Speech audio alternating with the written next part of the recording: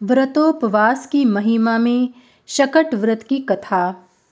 भगवान श्री कृष्ण बोले, महाराज, मैंने जो भीषण नरकों का विस्तार से वर्णन किया है, उन्हें व्रत उपवास रूपी नौका से मनुष्य पार कर सकता है। प्राणी को अति दुर्लभ मनुष्य जन्म पाकर ऐसा कर्म करना चाहिए जिससे पश्चाताप न करना पड़े और यह जन्म भी व्यर्थ न जाए एवं फिर जन्म भी न लेना पड़े।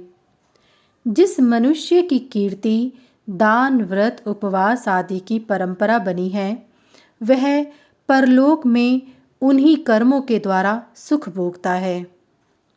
व्रत तथा स्वाध्याय न करने वाले की कहीं भी गति नहीं है।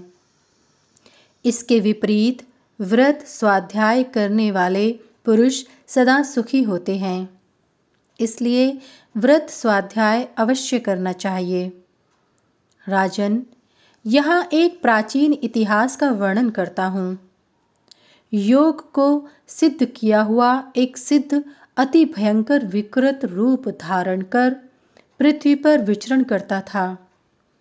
उसके लंबे ओंठ, टूटे दांत, पिंगल नेत्र, चपटे कान, फटा मुख, लंबा पेट, टेढ़े पैर और संपूर्ण अंग कुरूप थे। उसे मूल जालिक नाम के एक ब्राह्मण ने देखा और उससे पूछा कि आप स्वर्ग से कब आए और किस प्रयोजन से यहाँ आपका आगमन हुआ? क्या आपने देवताओं के चित्त को मोहित करने वाली और स्वर्ग की अलंकार स्वरूपिणी रंभा को देखा है? अब आप स्वर्ग में जाएं तो रंभा से कहें कि अवंतीपुरी का निवासी ब्राह्मण तुम्हारा कुशल पूछता था। ब्राह्मण का वचन सुनकर सिद्ध ने चकित हो पूछा कि ब्राह्मण, तुमने मुझे कैसे पहचाना? तब ब्राह्मण ने कहा कि महाराज, कुरूप पुरुषों के एक दो अंग विकृत होते हैं, पर आपके सभी अंग टेढ़े और विकृत हैं। इसी से मैंने अनुमान किया कि इतना रूप गुप्त किए कोई स्वर्ग के निवासी सिद्ध ही है। ब्राह्मण का वचन सुनते ही वह सिद्ध वहां से अंतर्धान हो गया और कई दिनों के बाद पुनः ब्राह्मण के समीप आया और कहने लगा, ब्राह्मण, हम स्वर्ग में गए और इंद्र की सभा में जब नृत्य हो चुका, उसके बाद मैंने एकांत में रंभा से तुम्हारा संदेश कहा, परंतु रंभा ने यह कहा कि मैं उस ब्राह्मण को नहीं जानती। यहाँ तो उसी का नाम जानते हैं जो निर्मल विद्या, पौरुष, दान, तप, यज्ञ अथवा व्रत आदि से युक्त होता है। उसका नाम स्वर्ग भर में चिरकाल तक स्थित रहता है।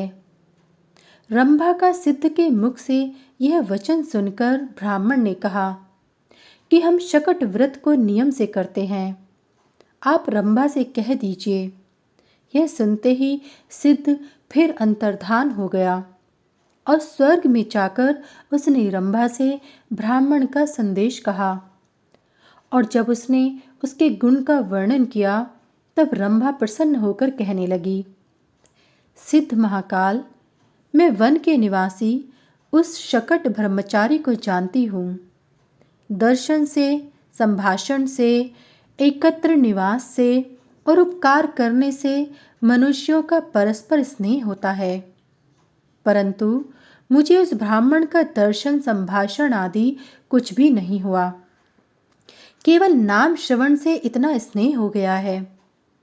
सिद्ध से इतना कहकर रंभा इंद्र के समीप गई और ब्राह्मण के व्रत आदि करने तथा अपने ऊपर अनुरक्त होने का वर्णन किया। इंद्र ने भी प्रसन्न हो रंभा से पूछकर उस उत्तम ब्राह्मण को वस्त्राभूषण आदि से अलंकृत कर दिव्य विमान में बिठाकर स्वर्ग में बुलाया और वहां सत्कार पूर्वक स्वर्ग के दिव्य भोगों को उसे प्रदान किया। ब्राह्मण चिरकाल तक वहां दिव्य भोग भोगता रहा। यह शकट व्रत का महात्म्य हमने संक्षेप में वर्णन किया है।